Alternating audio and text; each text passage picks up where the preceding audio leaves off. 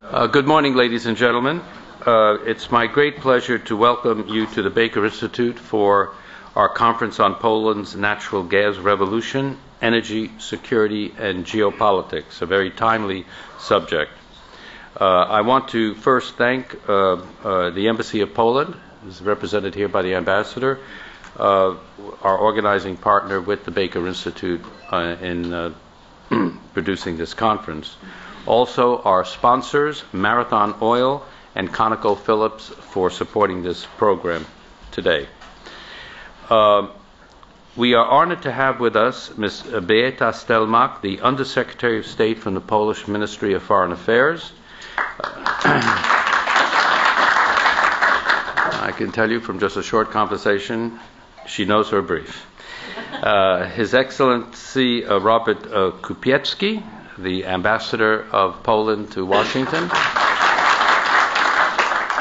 The Honorable Richard Morningstar, our Special Representative to the Department of State, who's becoming a veteran here at the Special Envoy of the U.S. Secretary of State, Hillary Clinton, for Eurasian Energy, as well as distinguished members of the United States Department of Energy.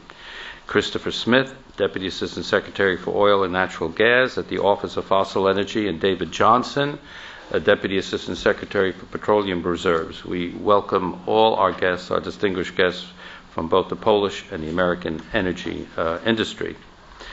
As I mentioned, today's topic could not be more timely or significant. The emergence of shale gas is perhaps the most intriguing development in global energy markets in recent memory.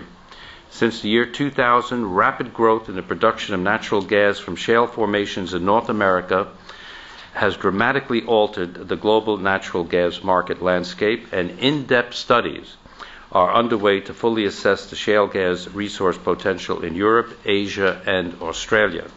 Indeed, rising shale gas production has already delivered large economic and geopolitical benefits, and this is only the beginning. In the United States, ample shale gas means requirements for imported liquefied natural gas will be negligible, giving America both security of supply and economic benefits. In Europe, local shale gas and rising supplies of displaced liquefied natural gas, LNG, will give consumers an alternative to Russian pipeline supplies and a benefit of diverse supply. Our work at the Baker Institute indicates there are large shale gas reserves to be tapped in Europe of roughly 220 trillion cubic feet split between Sweden, Poland, Austria, and Germany. Poland stands to play a leading role. It houses perhaps as much as 55% of the shale resources expected to be developed in Europe. That's a huge figure. Thus, with Poland set to play a major role in the energy equation of Europe, we convene today to discuss the opportunities before us. We are pleased to host this important delegation from Poland to discuss with us Poland's policies and plans and to highlight the important role that Poland will play in global energy markets in the future. There is no doubt that the shale gas revolution has begun, and it is already shaping global energy markets. Still, environmental protection and infrastructure development are among the kind of major issues that will have to be addressed, and I hope addressed intelligently, before governments can foster the full realization of shale's growth potential. Our discussions today will focus on the kinds of common challenges governments face in promoting the development of this important energy resource.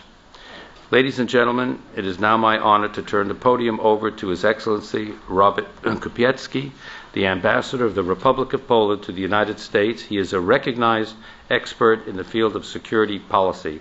Ambassador Kupiecki is the author and co-author of half a dozen books. You've superseded me in that. And a few dozen articles on modern history and international relations. Your Excellency.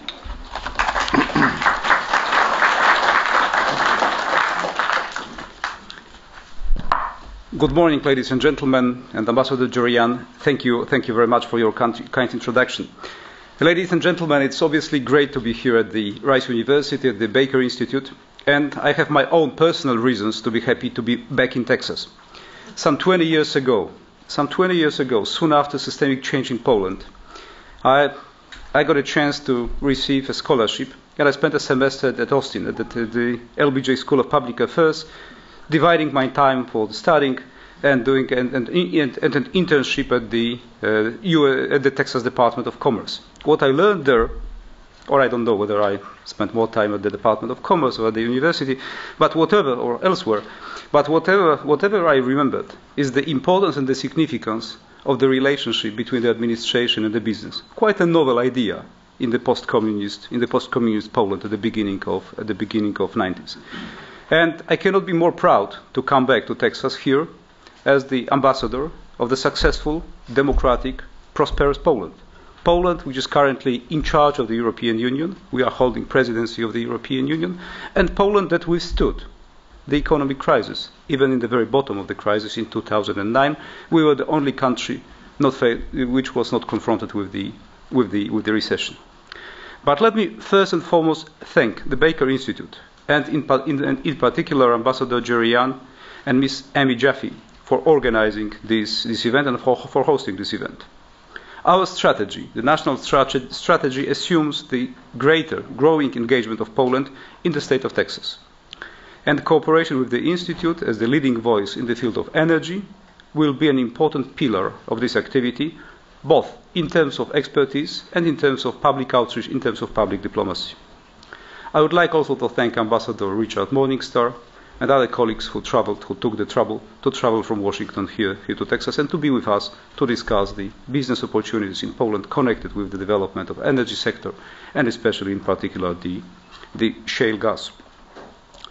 And last but not least, I'm so grateful to the business representatives gathered here and a large group of Polish journalists for whom it's an opportunity to learn firsthand the experience of shale gas exploration and the opportunities stemming from this sector.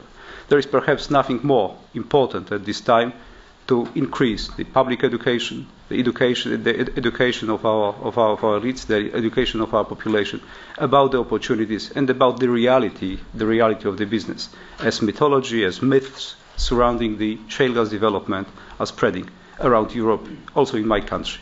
But it's also an optimistic factor and an optimistic phenomenon that the support for this kind of let's say production engagement, industrial engagement, exploration and future production of shale gas enjoys widespread support in Poland. And we would like to keep up with this and to pursue our public activities in the field of shale gas, in the field of energy development in an open and transparent manner. There are only a few things that we can call in terms of energy the potential game changers, and definitely shale gas belongs to this area. It has its economic, its energy, and its geopolitical element. And I hope that today's conference, the exchanges that we are going to have throughout the day, will tackle all three elements of this equation. With this, once again, I would like to thank all of you for taking an active interest in Poland, taking an active interest in the topic, and I will look forward to a lively, interesting, and productive conversation. Thank you very much.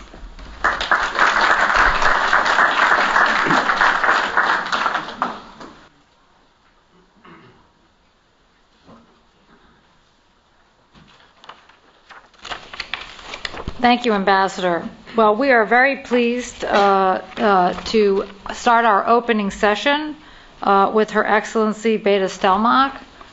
She is an accomplished diplomat, and we are honored to have her join us today to talk about Poland's role in the energy markets.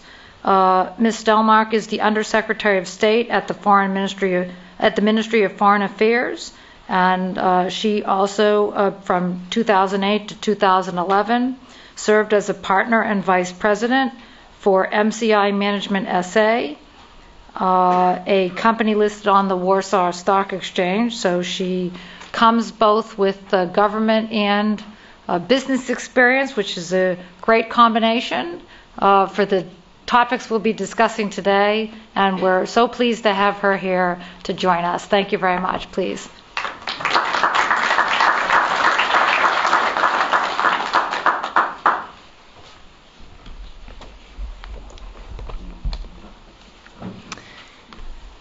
Distinguished guests, ladies and gentlemen, good morning. It's a great pleasure to be here today at the James Baker's Institute, and I think you will agree with me that probably there is no better place to talk about energy and to talk especially about the shale gas. It is also my personal pleasure to discuss all those important issues with such outstanding personalities and energy experts. And it is a wonderful feeling to be here among friends and supporters of growing Polish-American energy partnership. Ambassador Morningstar, Honorable Director Jerian, friends from Department of Energy, the Baker Institute, the Atlantic Council, other institutions. I would like to welcome the representatives from industry from both Poland and the United States, and our friends from media. Thank you for joining us and sharing your opinions. Meetings such as today are of crucial importance for us, especially as the energy challenges facing the world became more complex, less predictable, and as they transcend national borders. Let me underline some aspects reflecting broader energy context that determine Poland's decisions on how to shape our energy policy. First, global energy architecture has been dominated by the challenge of an unprecedented economic growth and growing demand for energy. Emergence of new global players, such as, for instance, China and India, has raised intense competition between countries and regions. Scarcity of resources and volatility of energy prices have further intensified the rivalry for reliable supplies of energy, which will remain a substantial global challenge for the foreseeable future. Second, the global and regional energy markets will be increasingly determined by the short and medium-term unpredictability. Recent upheaval in North Africa and in the Middle East proved once again the fragility of the energy architecture. The tragedy of Fukushima has already affected the global energy system and the role of nuclear power, putting additional pressure on energy suppliers. Third, energy markets and yet the entire global economy will need to cope with growing pressure of climate change commitments.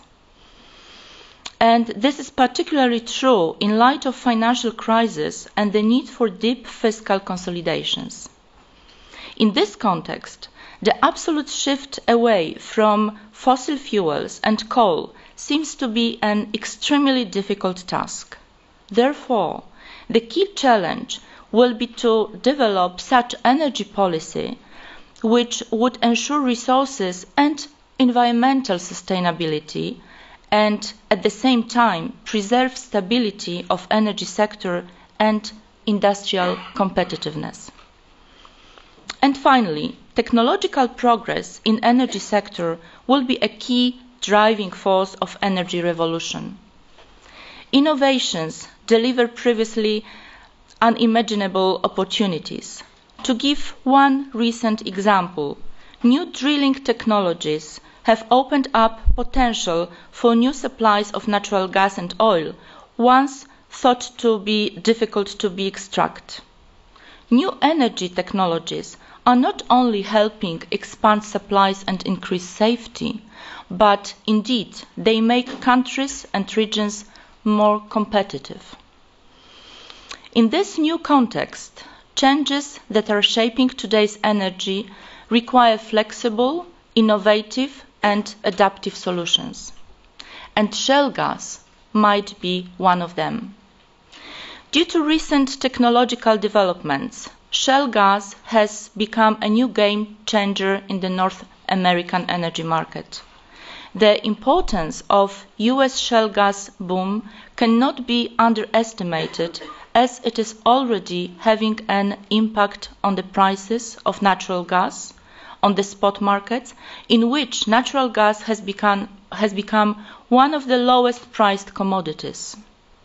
What's also becoming clearer is the potential for replicating the shale gas production boom in other parts of the world, also in Poland. Poland's shale gas sector is growing with high dynamics, with over 100 exploration concessions granted so far. Almost 30 companies, including American major ones as ExxonMobil, Chevron, ConocoPhillips and Marathon Oil, are drilling in Poland. And it is Poland where the first horizontal well fracturing outside North America was performed. First drilling results are very promising. Although we are still at an early stage of exploration, preliminary estimates indicate a huge potential of Poland's shale gas deposits. According to the Energy Information Administration, Poland might have about 5.3 trillion cubic meters of technically recoverable shale gas. This means that at current consumption level, it could satisfy Poland's gas needs for over 300 years. Prospects for development of unconventional gas resources in Poland correspond with global trends in energy markets. According to the scenarios of the International Energy Agency, the forthcoming decade will be known as the Golden Age of Gas, in which unconventional gas resources will contribute significantly to the world long-term energy mix. Ladies and gentlemen, Polish government fully supports activities in shale gas sector, as unconventional gas might provide us with a unique opportunity to successfully achieve several policy goals, including energy, environmental and economic ones. Poland is at a crossroad of the next wave of gas revolution. With the potential of shale gas, we could have an unprecedented opportunity to move with confidence towards a more secure, sustainable and economic energy future. This could play a major role in helping Poland to boost the share of natural gas in the country's energy mix, reducing its dependence on coal and imported gas. We also believe that shale gas would facilitate the completion of an efficient and stable internal gas market both in Poland and in wider Europe. The presence of many new players in shale gas sector will strengthen market fundamentals, improve the competition and transparency of the market, secure more stable gas supplies and stimulate development of gas infrastructure in Europe to accommodate additional supplies. In countries such as Poland, shale gas can play a significant role in reduction of CO2 emission. Use of gas generates CO2 emissions that are about 45% lower than coal and 30% lower than oil. And of course, unconventional gas resources can be a fuel of choice to work in conjunction with renewable resources. Unlike many electricity sources, gas-fired power can also be switched on and switched off with relative ease. That makes it the ideal and necessary support to power generated by wind, solar and other renewable resources. In economic terms, shale gas will benefit both Poland's and Europe's economy through new job creation, new investments, and the inflow of capital. We hope to follow American example, where oil and natural gas companies contributed more than $470 billion to the US economy in 2010, and where between 2008 and 2009, so in the times of economic downturn, shale gas production created additional 255,000 job places. We also believe that the development of shale gas would help Poland to strengthen its leadership in technological innovation and economic competitiveness. And last but not least, in geopolitical terms, shale gas can potentially redefine Poland's and Europe's energy relationships with other countries. Development of the indigenous gas reserves would lessen the reliance upon external energy exporters and reduce dependence on politically unstable and unpredictable producers. According to the recent Baker Institute study on shale gas and US national security, the position of Russia will change significantly. And moreover, decreasing share of Russian gas in the European gas market raises the chance for deepening European Union-USA political cooperation. Therefore, we hope that shale gas will further strengthen an overall American presence in Europe that has been crucial for maintaining Europe's geostrategic position and for ensuring balance of powers. The growing energy cooperation between Poland and the United States could and should be the driving force of the transatlantic dialogue. The Polish story of the next decade might be one of rapid expansion of gas and gas-related sectors and massive energy innovation. Some companies and experts start talking about Poland being potentially a new gas exporter. And who would have seen that coming 10 or even 5 years ago? We expect shale gas to be a driving force behind modernization of Poland's energy sector. However, we need to remember that it can be only a part of a comprehensive approach to energy challenges Poland faces. For that reason, Poland is determined to develop its own LNG capacity with the LNG terminal in Świnoujście. We strongly support development of critical infrastructure, which would include expanding domestic gas system and interconnectors, as well as increasing storage capacity for gas, oil and petroleum products, including in salt caverns. In this context, we hope that our companies, Lotos and Pern, can benefit from US experience in strategic petroleum reserves. Likewise, nuclear energy program is high on the agenda, and we strive to increase the share of energy generated from renewables, as well as to improve energy efficiency. Only a variety of energy sources and diversification of transport routes can ensure sustainable energy security. Ladies and gentlemen, almost 20 years ago, Secretary of State James Baker opened this institute to integrate people from around the world into innovative activities and to build a bridge between the world of ideas and the world of action.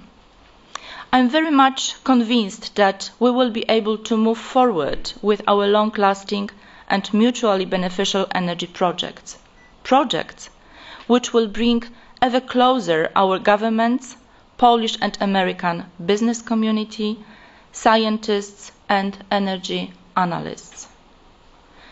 There is only one thing that can guarantee our failure, and that is if we quit. Thank you.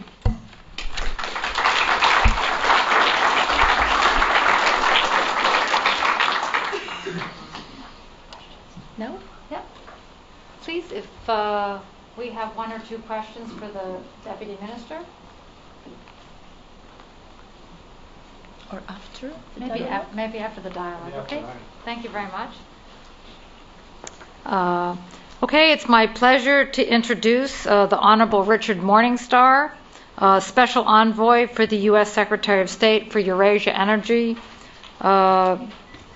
Ambassador Morningstar comes with a very illustrious set of honors and accomplishments as a senior U.S. diplomat, always working on challenging issues of the Caspian energy and EU dynamic, which he has brought a lot of energy and success to. He also is an accomplished academic, which is a hard thing to do, I can tell you, from standing from the academic point of view, and has been a lecturer at some of the most top schools in the United States and is highly published. When Ambassador Morningstar writes an article, we all rush to the internet to print it out. So it's with great pleasure that I introduce him for his remarks this morning.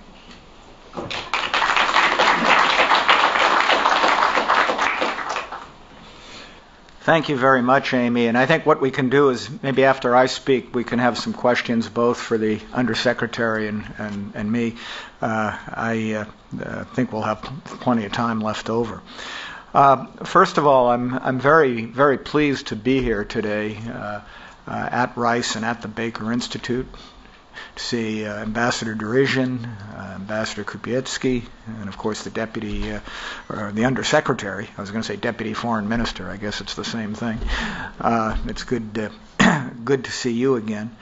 I should mention that when I first met Ambassador Derision in quite different circumstances, and that was in an armored car riding from Tel Aviv to Gaza when he was our ambassador to Israel back in this was in either late '93 or '94. So it's a somewhat different setting, I would say today.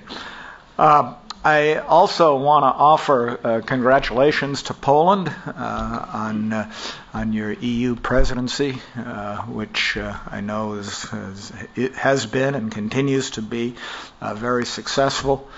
Poland is showing that it's a strong leader within Europe and also within the Central European region. And I think it's critically important that Poland continue to be in that role, and I'll talk a little more about that later. Poland is also a key partner of the United States in the energy area. From personal experience, many personal experiences, but the very first one was the Secretary of State Clinton called me literally on Valentine's Day to offer me this Eurasian energy job. And I thought about it for about an hour and called back and said, sure. And within 24 hours, I was still out at Stanford, came a Federal Express delivery of a non-paper that had been written by Foreign Minister Sikorsky, outlining what the U.S.-European energy strategy, transatlantic energy strategy ought to be. And in fact, I think we followed that pretty closely over the last 2.5 years.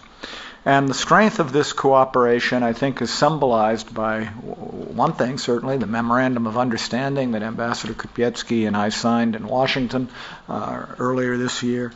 Also, Poland's very active participation, I would say probably the most active participant in our Global Shale Initiative, which continues to be a very important part of the relationship. So it's probably a fair question to ask, why should we here in the United States care about Poland's energy security? as well as overall European energy security? And I think the answer is fairly plain to see. One, the United States and Europe are economically interdependent. And obviously we're both having there are economic issues on both sides of the ocean now, but energy security is going to be a prime ingredient on both sides of the ocean to our having a stronger economy, and it's in both of our interests that we work together to achieve that. Clearly, there has been an over-reliance at least among a lot of the countries in Europe, particularly Central European countries like Poland, on single sources of supply. Nobody should be reliant on single sources of supply. And further, in the case of Poland, Poland is our friend. I mean, I've always had a very special relationship with Poland, and which I think is a huge incentive for our cooperation. So we want to help as much as we can, even though we are 4,000 miles away. And sometimes people say, well, what is it any of your business? Well, it's our business to help countries like Poland, also to help to the extent we can, the EU as a whole, to develop balanced and diversified energy policies. Now, you know that sometimes we've been, at different times, people say, well, all that we really care about is the so-called Southern Corridor, getting energy from the Caspian and the Caucasus and Central Asia to Europe, which is the furthest thing from the case. First of all, people have accused us of being Nabucco-centric. We support the Southern Corridor as a whole, whatever projects end up being chosen, and hopefully there will be a project chosen by the end of this year. But what we've always said, at least what I've always said, what's much more important, I'll emphasize, much more important than any single pipeline coming from the Caucasus and Central Asia is what Europe does domestically with respect to its own energy market and liberalizing its own energy market and taking the kind of steps that the Undersecretary was talking about to make Europe energy secure and energy independent. And Poland has been at the forefront of developing a balanced and diversified energy policy. And you, Undersecretary Stelmach, described many of those things that you are doing. The development of shale, and I'll come back to that in a few minutes. The development of the LNG facility on the Baltic coast, and I'm glad that you pronounced where exactly it is. So I don't need to do it. Looking at nuclear power, not just in Poland but in the region, and I think it's really important that Poland support the Lithuanian reactor in Visaginas. Working with the Baltic countries in general on the Baltic Energy Market Integration Plan, BMIP, which is incredibly, and I think an incredibly important EU initiative to create energy independence within the Baltic region. And I know that Poland has been very successful in working through how to develop electricity and gas interconnectors between Poland and the traditional Baltic countries. You mentioned, Undersecretary Stelmach, gas interconnectors, and an interconnector that's been built with the Czech Republic is critically important. Also, I think it's going to be important to build interconnectors back into Germany to protect against whatever risk Nord Stream may have to Poland. The negotiations that you had this past year in conjunction with the Commission in Brussels to make a more transparent gas contract with Russia, I think, was very important. What you mentioned with respect to improving the gas and electricity infrastructure within Poland. So all of these things are important, and I want to stress again how important I think it is that Poland be a leader in Europe and in the region. And I say that for three reasons, and I think they're all really important. One is to ensure that Poland and the other countries within Central and Eastern Europe get sufficient EU funds for the appropriate infrastructure projects. The Commission announced yesterday its Connecting Europe facility that they're developing, which would provide, if it's passed by the Council and the Parliament, ultimately 50 billion euros for infrastructure, much of which will go towards energy. And Central and Eastern Europe must get their share of that. If Poland and the other countries, if you take Poland, Czech Republic, Hungary, Romania, Bulgaria, I'm missing some, Slovakia, the 3 Baltic countries, add in Slovenia, Croatia when it becomes a member. You'll have the countries that can make sure that Brussels does what it needs to do to help that region. And I think that, and they're willing.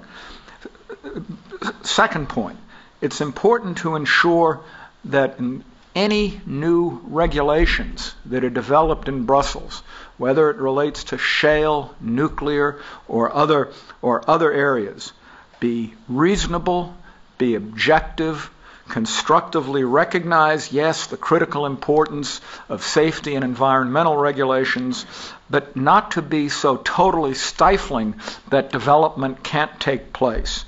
Gas, as the Undersecretary mentioned, is going to be critically important to the development of European energy security as well as global energy security.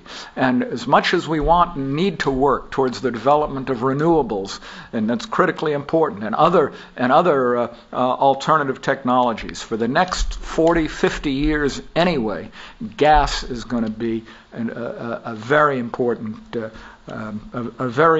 resource. And yes, it has to be managed. Shale has to be managed. Other technologies have to be managed, but it can be managed and shouldn't just be thrown overboard early because of fears. Third point, it's important that the countries work together to encourage the Commission to enforce on a non-discriminatory basis its own regulations that will require all participants in the European market to comply with competition rules, rules relating to third-party access to pipelines, unbundling, and the elimination of, as was done with the Russia-Poland gas contract, of destination clauses, which would prohibit selling gas that Poland, for example, would receive from Gazprom to other countries. And to make transparent the energy market within Europe. Now, having said that, it sounds like, and I'm talking in a way that is, sort of anti-Russia with respect to energy policy. I mean, that's not the case. That's not the case at all. But the point is, and this isn't a question of being anti-Russia, Europe needs a diversity of energy supply, just as Russia, frankly, needs a diversity of energy customers. And so, and that's what they're doing. They're trying to do more with China, Japan, and so on. And that's a good thing. And globalizing the overall market. In fact, we have an energy security working group with the Russians that's scheduled to meet right here in Houston 2 weeks from now. In which we'll be talking about investment issues, we'll be talking about regulatory issues and the like. There's no reason why a company like Gazprom can't be, and they will continue to be, a major player in Europe. And if they comply with EU regulations, then it should be able to work. And at the same time, Europe needs to create more diversity. Let me just say a few words about shale. And then I'll stop, and we'll have plenty of time, according to the schedule, for questions for both of us, which I hope you'll ask. Poland's doing a remarkable job with respect to shale. The Undersecretary talked about over the 100 licenses. I've talked to 3 major American companies just in the last week, all of whom have drilled wells in Poland and who are very optimistic from early results, so they're not definitive results. But I want to emphasize something also that the Undersecretary alluded to, that as important as shale is, and it is hugely important, it's not necessarily the magic bullet. And it's important to be part of an overall balanced and diversified policy. These projects take a long time. If you look at the American projects, and I think the European ones can move a little faster, but it's taken 15 or 20 years for the major American projects to become significant producers of shale. It'll take hopefully less in connection with Europe, but it's still going to be a long time, whether it's 5, 8, 10, 15 years before we really see these projects come to fruition. And we need to work together. The United States needs to work together with Poland. The United States needs to work together with the EU in Brussels to make sure that we exchange the best information that we have on the technical and regulatory issues. These issues are not going to go away, but it's important that through knowledge and working with very objective information that we be able to use that to come to conclusions that allow for the safe development of shale while at the same time not making it impossible to reap the benefits. And so we want to work together to achieve the maximum success possible. I think we can do this in at least three different ways. One, through our own bilateral cooperation, which needs to continue. I know you have some ideas about people literally coming from the U.S. and sitting in the appropriate ministries in Poland for an extended period to work with you on regulatory issues. I think you probably have a lot you can teach us about. But we need to, on a bilateral basis, exchange that information. Two, we have, many of you know, a U.S.-EU Energy Council that's developed over the past couple of years. In Europe, they would call it the EU-US Energy Council. But whatever you want to call it, we'll have a ministerial meeting I believe at the time of the, I don't know if it's been announced yet, but there's expected to be a U.S.-EU summit at some time before the end of the year. Let me just leave it at that. And that we would have an Energy Council ministerial. That council is chaired on the U.S. side by Secretary Clinton and Secretary Chu, and on the European side by Lady Ashton as the High Representative, Commissioner Oettinger, the Energy Commissioner, Commissioner Geoghegan-Quinn, Research and Development, and the presidency country, so that Poland will have a very major role this time. As part of I believe that as part of our energy policy working group, shale should become a major area that we work together with Brussels as part of the Energy Council. And then third, we ought to look at how do we look at shale from a global standpoint? Maybe we should be working with the IEA. There are IEA meetings going on as we speak in Paris that John Elkind is at, looking at Chris Smith, and people from Carlos Pascual from the State Department is there. And the IEA could set up a working group on shale. It could be in which interested stakeholders would be part of the working group, but maybe it could be run by a country that is, has a tradition of being outward looking with respect to energy, but maybe not necessarily a huge stake in shale, but who could make sure that there's a very objective and constructive look at the issues. In any event, that's just an idea. All of these things can happen. All of that, we need to continue to work in all of these areas, and I certainly look forward to continue to work with my friends from Poland on all of these issues. So I'll leave it at that, and we literally have we've been so efficient in our speeches. I mean, we started a little early, and it's only been 30 or 35 minutes. So I hope maybe if you'd like to come back up, Undersecretary, we could sit here and answer some questions. Thank you.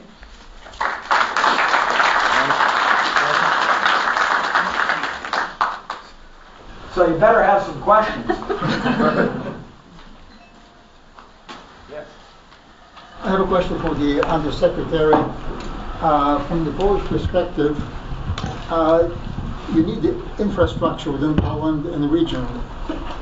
How long will it take to build that infrastructure for distribution in the region? And number two, what are the attitudes that you see coming from the other EU countries toward Poland's development of the shale gas production? Generally, supply is large as it is promising to be. Thank you very much for this question. Starting from the second part of the question, or the second question, well, I think that today Poland is most advanced in terms of exploration shale gas in Europe, and also our governmental dedication to this sector is much higher than in other countries. This results with the broader discussion in Europe that we are leading. As I said, that we are most advanced, which means that this is not only the advancement in number of concessions granted and number of companies that we attracted to Poland. And as I mentioned during my presentation, this is more than 30 companies from all over the world, including the giants from the United States, those who are most experienced in this sector.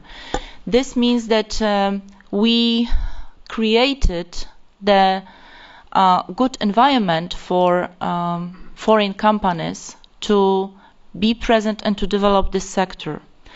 And this is obvious that there are only two countries, and the United States is one of them, who have the experience and who really produce shale gas in the world. And that's why we believe and we count so much on the cooperation between the United States and Poland. And the cooperation is on the level of this is the cooperation not only between the governmental authorities, but this is on the level of industry representatives. So coming to the point is that we are very much ready to share what we have already learned in terms of this shale gas sector. We are very much ready to share our achieved or gathered knowledge with other countries. And in practice, it looks that we receive so many visitors, experts from other countries, including Bulgaria, Baltic countries, those who also consider development of this sector. And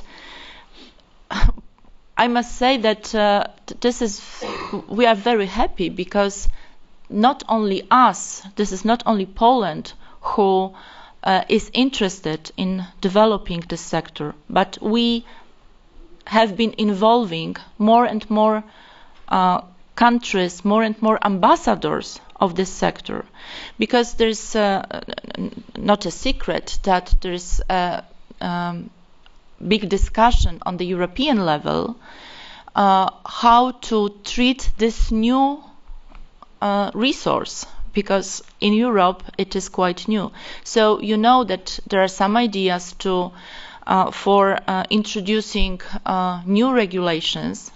However, just to clarify and to say straight, it's rather impossible to impose the European moratorium to forbid the production of shale gas.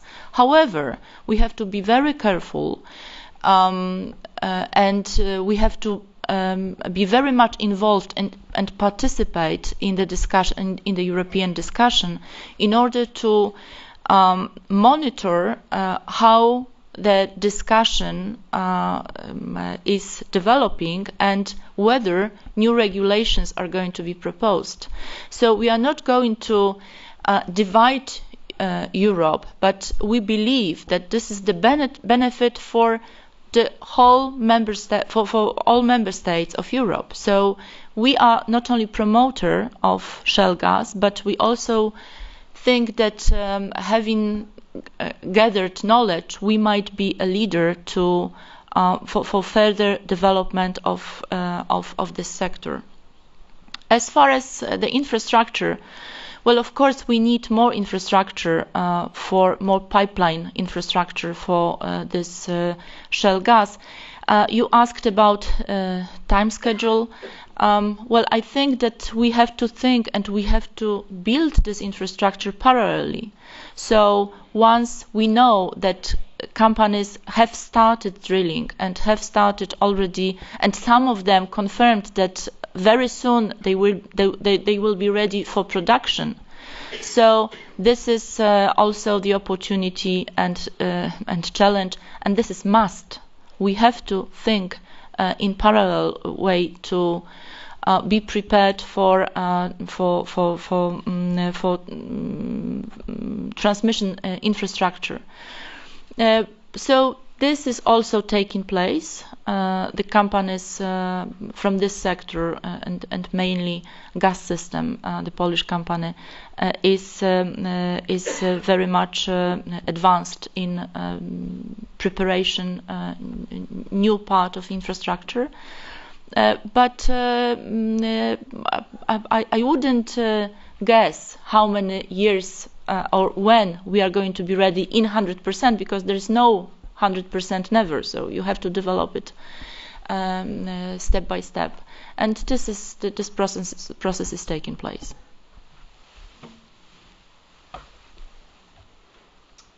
Roger Rodick with Parsons Brinkerhoff. Mr. Morningstar, you touched on the issue of financing, and we were talking about infrastructure development. We're talking clearly about hundreds of millions of dollars worth of money. I would like to hear a further discussion about potential sources of funds, EBRD, USTDA, public-private partnerships, bank and equity financing. Where you think the monies might come from to start to develop these projects?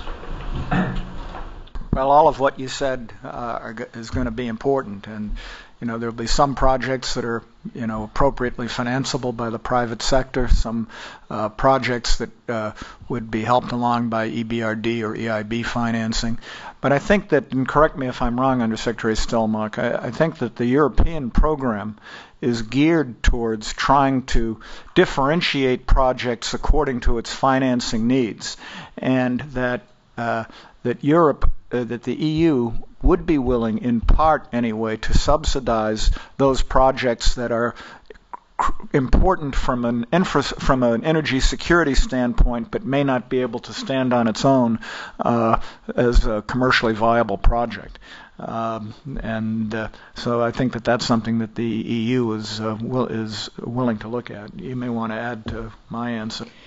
Well, I think it's important to understand that Europe believes that energy mix is important. So the individual countries choose what the energy mix mean for themselves. So this is a different definition for Germany, who decided to quit the nuclear power points. It's a different definition for Denmark, which is very much oriented on green energy. And for us, for Poland, energy mix means that we have to continue our coal industry development, because this is our historical resource. But we also think about renewables, we think about nuclear power. But shale gas for us is at the moment a great challenge and a great opportunity. So we are devoted to develop it. And as far as European Union, once the project is worth being considered, then you can ask and obtain European money. And I would even say further, if this is not a local project, and theoretically, if this is a project that can gather more than one member state, and in this case, it might look like this, because there are more than countries than Poland who are interested in development of shale gas, then it is possible to also ask and obtain European money. I have a question to the Undersecretary of State, Beata Stelmach. My name is Piotr Przybylski from BP America, and the question is about skepticism of some countries in the European Union, for example France, for drilling in shales because of environmental threat, or they would like to have more environmental protection. They are talking about the moratorium.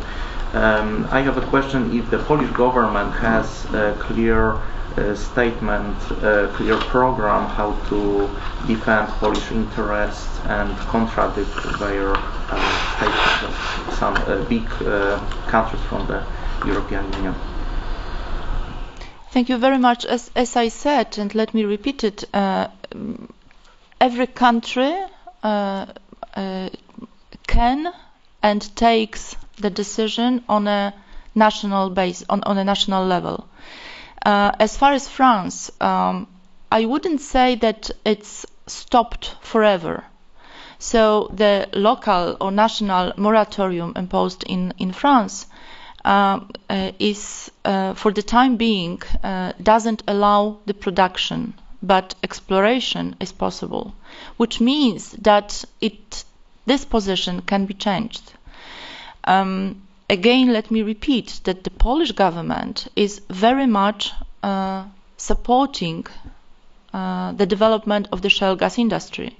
So we are very much convinced that we have to do it in order to build independency, in order to complete energy mix strategy. So shale gas is the opportunity not only for Poland, but we believe for Europe. That's why we are ready to cooperate and to promote this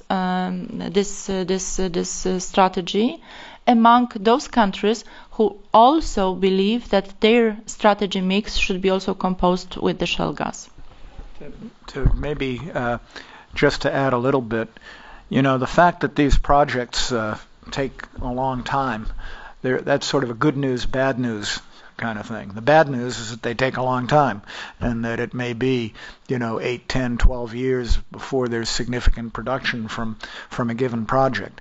The good news is that it gives the time during the exploration period to really study the environmental consequences and to develop a regulatory structure which is based on objective information and which allows countries to manage the environmental process so that the benefits of shale and the environmental benefits of having more of a greater gas supply can that those advantages can be taken while at the same time providing appropriate risk management. But to put it bluntly, to put a moratorium, and I think that your point is, Undersecretary, is exactly right, that France has not put a moratorium on exploration, but to put a moratorium on exploration at this point would just be pure, unadulterated stupidity. And I don't think I can be any clearer than that. And maybe some additional remark. You mentioned environment protection or environment threats coming from the public opinion. We believe that if people do not understand, or if people have too little information, they are afraid, and if they are afraid, they might be against. So our strategy as the Polish government is to offer the open dialogue and to transmit all the information needed, true information, not misleading, but true information, sometimes bad, sometimes good, but all the information as transparent as possible, and to deliver the message to the public opinion in order to let them feel comfortable with the level of knowledge they have. There must be a few more. I mean, we haven't been so complete that... Here we have a question there. Hi, I'm Alex Herger with Marathon Oil. I was wondering, with this ramp up of activity in Poland, it's just a beginning industry, how Poland is going to address the need for additional service companies, personnel to run the rigs, to build the pipelines, and what kinds of regulations are going to need to be changed in order to encourage a more rapid development of the industry. Well, I think partly this is the question, not as far as the regulation is concerned, but issue is concerned, but the first part of the question is the question rather to the industry, not to the government. However, the government, I agree, is responsible for creating such environment to attract industry. Today, even though we do not change the regulations, we are ready to invite, and we have invited already, attracted already companies to be present in this sector.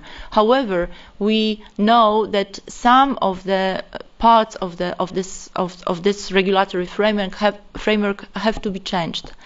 Now we try to obtain as much as possible information from different regulatory regimes, from different countries, that could help us to shape the best possible model in order, exactly what you said, to attract companies and not to make them fear that it's not going to be a good business for them. So for sure, we will amend the law in this direction to spot the light on the shale gas sector. However, this is not going to be a revolution in our regulation regime. Yes. I'm Igor Kosacki from Shell. I have a few comments and also a few questions to you. We have very good tradition for the exchange, the technology between US and Poland, because I remember when I visited south part of Poland, we have the Łukasiewicz oil well, and so I know the first story that Rockefeller was sending the engineers, young engineers, to get experience in Poland in the Łukasiewicz oil well. Right now, after 100 years, we are talking about tight gas, shale gas, that this is unconventional sources. Looks like we need new technology because the easy oil, easy gas is finished. This is like more advanced technology will also force the oil, gas, or prices will go up. What is the situation when we will invest the money? And for example, we know the oil price is going up, down. When I joined Shell, people were worried what we will do when the oil price will be $10. When I joined Shell, it was 140. It's nice. Right now it's 100. But we know that this is some periodically changes. Before joining Shell, I was working in fuel cells business. We also are happy when oil is up. It's more money for research on the alternative energy sources. This is like you are talking about geopolitics, and I think that the driving driving force, this is the price. How much we have to invest, how much we can get back, and also I know there are many reports that the unconventional oil, unconventional gas price will be much higher. I understand, because the security, because the protection, because new technology. Do you consider how this business will develop when, for example, in few years we will have $50 per barrel price? Do you want us to predict the price? I want to be sure that we are thinking about this, what we will do when the price will go down. Ambassador? Well, let's have a I'll try to answer that. Maybe some of the others from some of the companies can answer it better than I can. There are potentially price issues. I mean, look at what the price of gas is now in the United States, and there's a question whether shale even today is being produced economically in the United States. So the point is that, as I guess, and please others jump in, that the companies working and maybe working to some extent in partnership with governments have to develop technologies fast enough that will keep the cost curve underneath what the price would be, and I think that we all would agree that the demand for gas globally is going to continue. And so the trick will be to develop the technology fast enough to stay ahead of the supply. I think a country as interesting as Poland is, I think an incredibly interesting country is going to be China, where there are potentially huge amounts of shale which could be developed. And what effect is that going to have on the gas-coal equation in China? So these are important questions that need to be constantly monitored. But I think that ultimately, if the companies didn't think that there wasn't a tremendous possibility in making a profit on shale, you would not see the investment that we've seen in the United States, and there wouldn't have been 102 licenses that have issued in Poland. Mm-hmm. And let me add one comment. I agree that the demand for gas will be on a comparable level. However, the supply might be bigger. So, as in any competitive market, when you have the game between demand and supply, so this creates the price. So, if we supply more and additional gas, and I believe we will, the price might decrease. However, as far as we consider the situation, let's say in Poland, looking at the particular investors involved in this sector, of course you need a lot of investments at the beginning. So building the investment model, you have to be prepared that at the beginning it's going to be costly, but it will for sure have an impact on the total market. Particularly in Poland. Yeah, and look at it this way. I mean, the markets will eventually, the market will speak for itself. I mean, let's take a hypothetical situation. People talk, it's not so hypothetical, people talk about a global gas revolution, about how much LNG is going to become available over the coming years. There could be a lot of LNG. If we keep producing shale in the U.S., we could be exporting LNG. There's all the LNG in Australia, New Guinea, places in Asia, other places. If there's so much LNG around that there's a supply that meets, I don't think this will happen, but a supply that meets the demand needs and on a worldwide basis, including what's needed in China and India, so that the prices remain lower than what shale can be produced for, then there won't be a need for shale, and the market will have spoken. I'm not going to go to Las Vegas and bet on that at this point, but I think ultimately it's just going to be a question for the markets. There was a hand there. There was a hand. I will go in order. There, and back. Zbigniew Wojciechowski. I'm the honorary consul of Poland here in Texas, and I have questions to both of you, to each of you.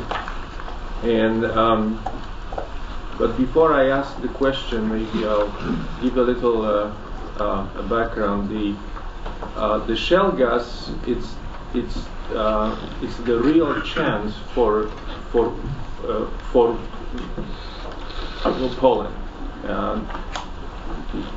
No doubt about this. And but also not from the only fact that we're going to be able to produce the gas. Of course, if we had shale oil, it could have been a little better, but we never, absolutely lucky. But if we only Estonia. Right. So if we have shale gas, we will be able to get the gas for entire country, like Undersecretary Stelmach said, for next 300 years. Wonderful. But also, Poland is not able to actually develop that entire industry on its own. So it needs help. That's why the U.S.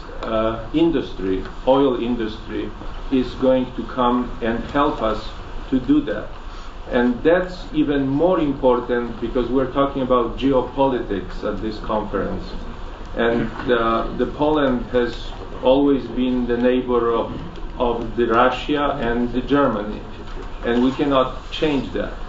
And the geopolitics are such that the fact that Poland has its own natural source, it may not be so favorably looked at from both sides. So that's the question to Ambassador Morningstar.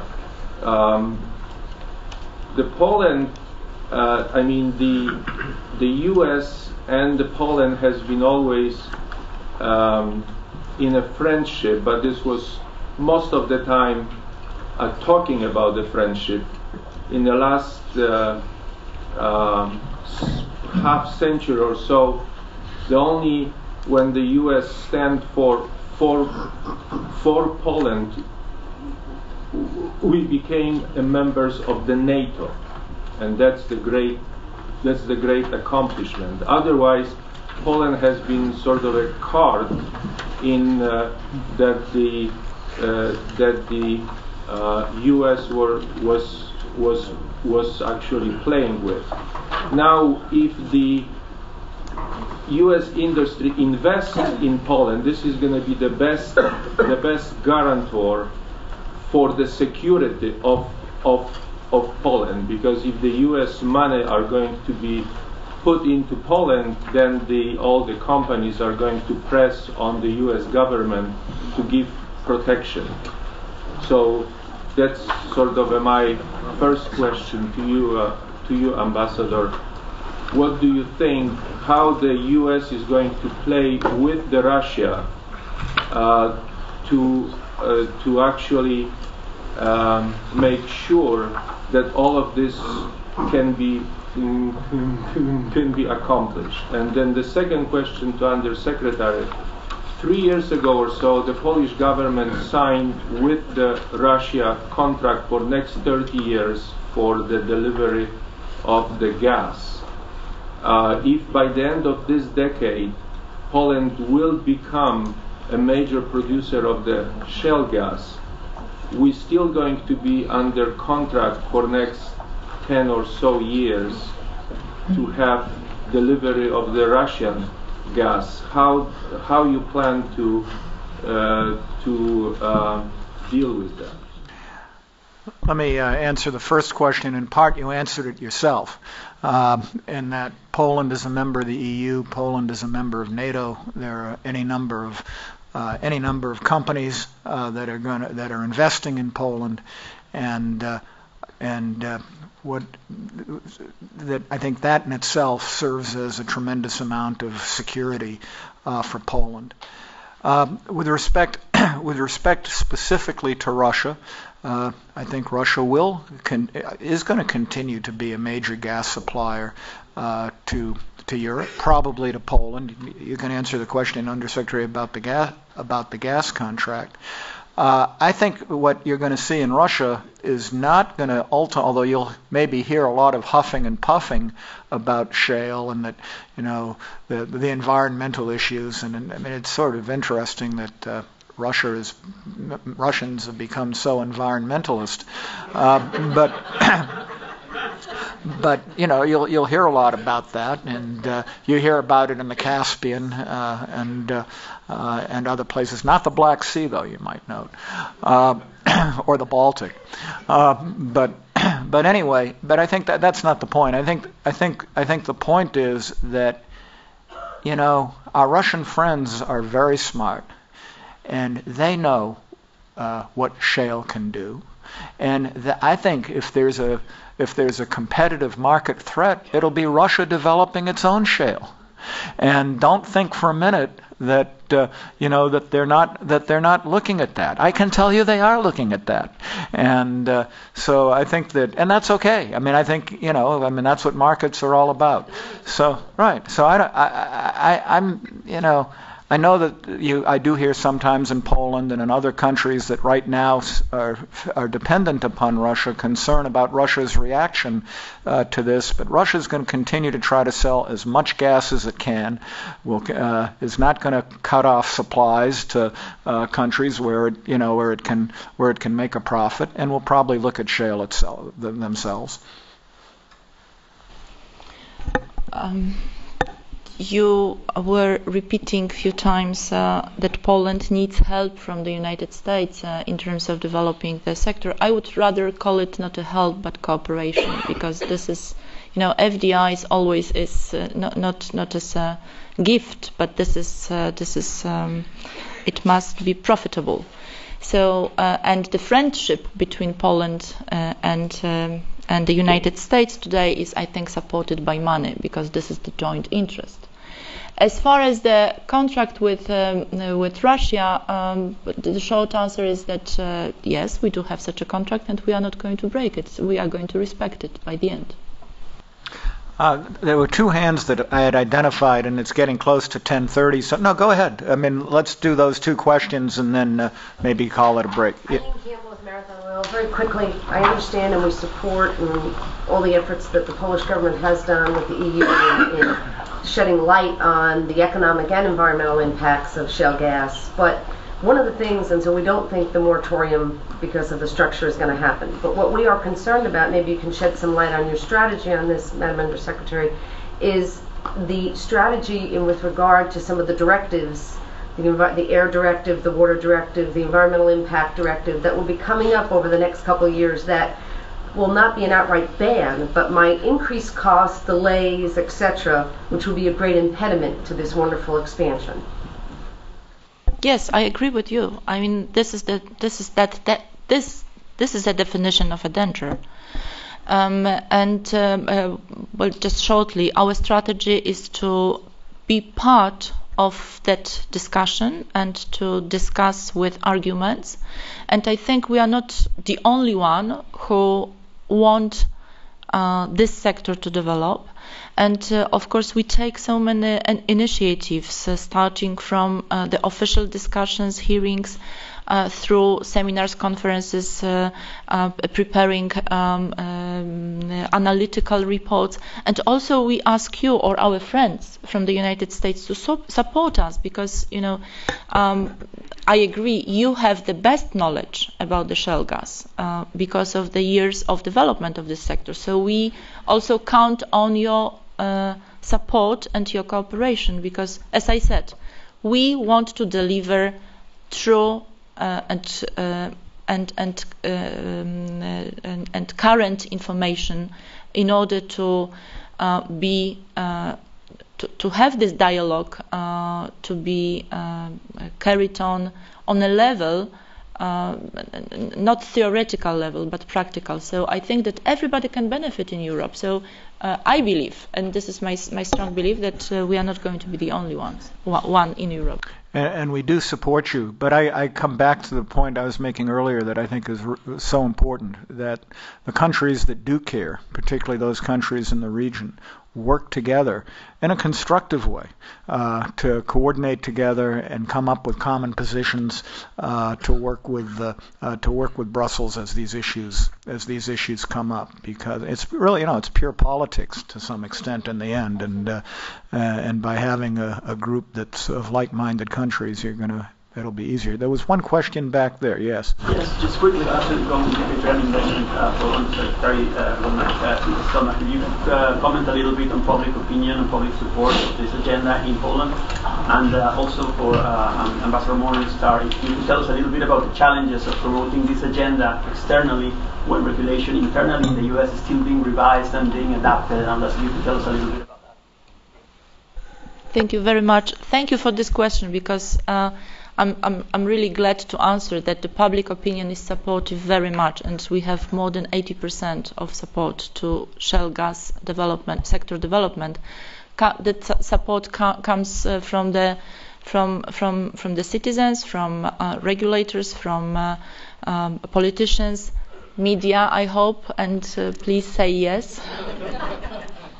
We have a very big group of important journalists from important media from Poland, and this is also part of the strategy, because we believe that we are obliged to share the fresh opinion, the fresh information, and to share the opinions. With respect to your question about the U.S., I should probably defer to Chris, who's going to be from the Department of Energy. Chris Smith will be talking a little bit later this morning. But as you know, the Department of Energy is about to come out. You issued the preliminary report, I guess, but not the final report. And then EPA will be coming out with a report by the end of 2012. And I guess the bottom line from where, you can't prejudge what the final reports are going to be. But I hope what we would find is that, yeah, sure, there are issues, but they're manageable, and that we do have the time. Well, even more so in Europe, than in the U.S., where we're actually producing. But to come up with whatever is necessary to manage the issues, and beyond that, I would defer to you, Chris, for when you speak. But I'm glad that you all of a sudden became a little less shy with the prodding, and there was very good questions, and we're right on schedule. And now's the time, I believe, Amy, for our coffee break, right? And I thank you all. We'll join us out in the Commons for coffee, and then we'll come back for Chris's keynote afterwards. Thank you very much.